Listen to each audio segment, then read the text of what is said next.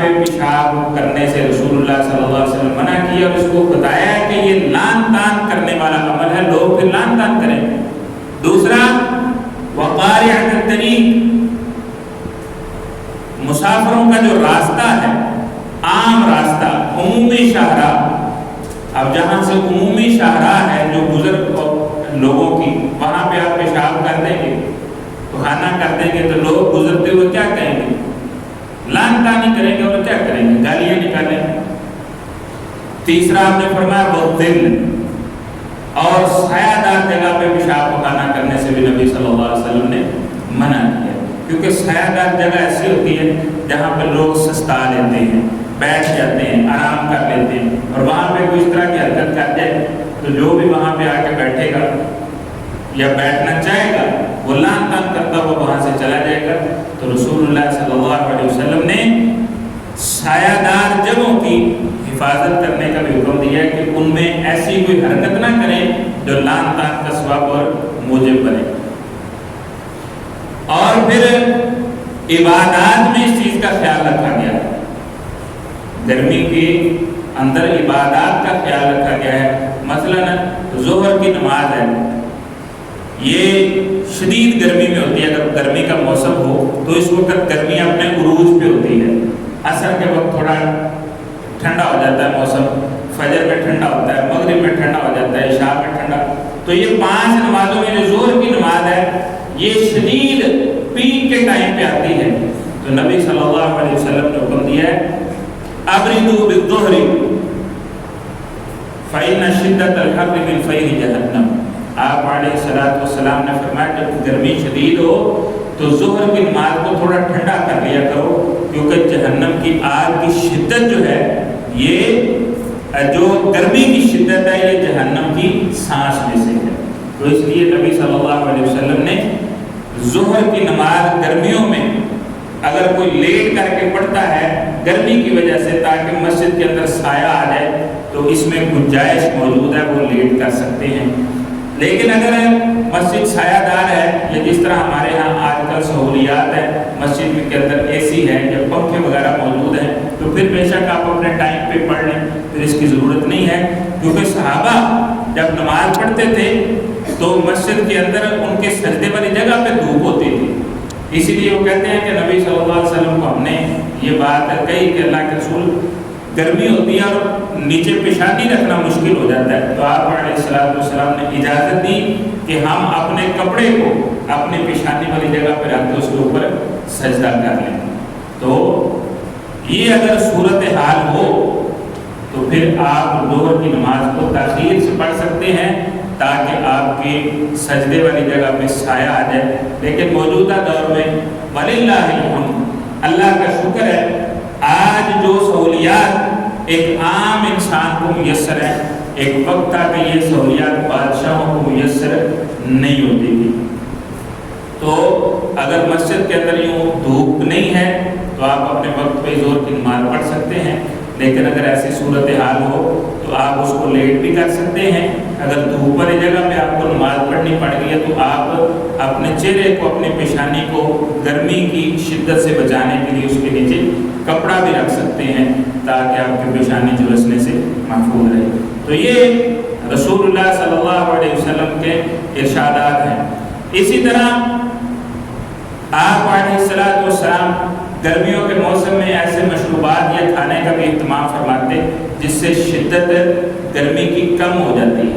مثال کے طور پہ گرمیوں کے اندر تربوز کا استعمال کرنا یا ایسے مشروبات ستو کا استعمال کرنا، یہ بھی ایسی چیزیں ہیں جن سے انسان کو افاقہ محسوس ہوتا ہے، تو ایسی چیزوں کا استعمال کرنا بھی رسول اللہ صلی اللہ علیہ وسلم نے اس کی اجازت دی ہے۔ پھر اسی طرح جب گرمی شدید ہو تو لباس تھوڑے باریک ہو جاتے ہیں، ہلکے لباس پہنے جاتے ہیں، تو ہلکا لباس پہننے میں کوئی حرج نہیں ہے بشرطے کہ وہ آپ کے سطر کو ڈھانپتا ہو، بشرطے کہ وہ آپ کے سطر کو ڈھانپتا ہو۔ اور مرد کا سطر کیا ہے؟ اس کی ناف سے لے کے اس کے گھٹنوں سمیت، ناف سے گھٹنوں سمیت یہ مرد کے لیے سطر ہے۔ بعض روایات میں ران کے الفاظ بھی موجود ہیں اور یہ بھی موجود اگر کوئی آپ کا لباس ایسا ہے جو باریک ہے، چست لباس تو کسی صورت نہیں پہننا چاہیے جس سے جسم کے اعضاء واضح ہوں. ان کے بارے میں نبی صلی اللہ علیہ وسلم نے فرمایا 2 قسمیں ایسی ہیں جو جہنم میں جانے والی ہیں. ان میں سے ایک وہ ہیں، آپ نے فرمایا وہ عورتیں جو لباس پہنتی ہیں انتہائی باریک ہوتا ہے اور اس سے ان کا جسم واضح ہوتا ہے. آپ نے فرمایا یہ جہنم میں جانے والے لوگوں کی اقسام میں سے ایک قسم ہے. تو مرد بھی اس میں شامل ہیں کہ اگر آپ کا لباس اتنا ٹائٹ ہے کہ آپ کے جسم کے سارے اعضاء واضح ہو رہے ہیں تو یہ بالکل بھی جائز نہیں ہے. نمبر 2، اگر وہ باریک ہے لیکن آپ کا سطر چھپا ہوا ہے، مثال کے طور پر اگر آپ باریک قمیص پہن کر اس کے نیچے بازو والی بنیان پہن لیتے ہیں، نیچے سلوار آ جاتی ہے تو سطر ڈھانپا جاتا ہے. اگر سطر محفوظ ہے، عورت اپنے بالوں کے سر کے بالوں سے لے کے پاؤں کے ناخنوں تک ساری کی ساری سطر ہے، تو اس قسم کے لباس جو جسم کو ننگا کریں یا جسم کو واضح کریں ابھار دیں، اس کو ایسے ملابس پہننے سے، ایسے لباس پہننے سے منع کیا گیا ہے. باقی آپ ہلکا پھلکا لباس گرمیوں کے اندر پہن سکتے ہیں، اس میں کوئی ایسی حرج والی بات نہیں ہے. پھر پیارے پیغمبر علیہ السلام نے موسم گرما کے اندر خاص طور پہ ہم چھتوں پہ سو جاتے ہیں. یہ ایک آپشن ہوتی ہے کہ اگر گھر میں نیچے گرمی ہے تو آپ چھت پہ سوتے ہیں تو ٹمپریچر بڑا نارمل اور بہترین ہوتا ہے. تو رسول اللہ صلی اللہ علیہ وسلم نے اس حوالے سے وہاں پہ اس چھت پہ سونے سے صرف منع کیا ہے جس کے بنیرے نہ ہوں، جس کی دیوار 4 دیواری نہ ہو، ایسی چھت پہ سونے سے رسول اللہ صلی اللہ علیہ وسلم نے منع کیا ہے. بعض لوگوں کو نیند میں چلنے کی عادت ہوتی ہے یا آپ اچانک نیند سے ہڑبڑا کے اٹھے ہیں تو عین ممکن آپ چلتے ہوئے چھت سے نیچے گر جائیں تو نقصان ہو سکتا ہے. اس لیے نبی صلی اللہ علیہ وسلم نے چھت پہ آپ سو سکتے ہیں لیکن چھت کی 4 دیواری ہونی چاہیے تاکہ بندہ گرنے سے محفوظ رہے. تو یہ بھی رسول اللہ صلی اللہ علیہ وسلم کی تعلیمات میں سے. اسی طرح موسم گرما میں عام طور پہ پسینہ زیادہ آتا ہے اور اس کی وجہ سے اسمیل ہوتی ہے. تو اگر آپ کے کپڑوں سے جسم سے بدبو آ رہی ہے تو آپ اللہ کے گھر میں آنا چاہتے ہیں تو آپ کو چاہیے کہ آپ اچھی طرح نہا کے غسل کر کے اہتمام کر کے آئیں، کیونکہ جس بو سے انسان تکلیف محسوس کرتے ہیں اس بو سے اللہ کے فرشتے بھی تکلیف محسوس کرتے ہیں.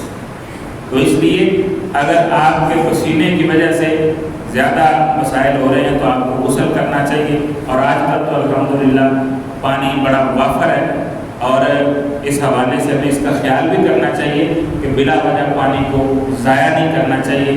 میٹھا پانی خاص طور پہ ہم اس معاملے میں ان قوموں میں سے ہیں جو ٹاپ پہ ہیں میٹھا پانی ضائع کرنے کے حوالے سے، تو ہمیں اس چیز کا بھی خیال رکھنا چاہیے. لیکن اگر ضرورت ہے تو غسل بہرحال کرنا چاہیے اور اپنے آپ سے گرمی کی شدت کو دور کر دینا چاہیے اور پسینے کی اسمیل کو بھی دور کرنا چاہیے.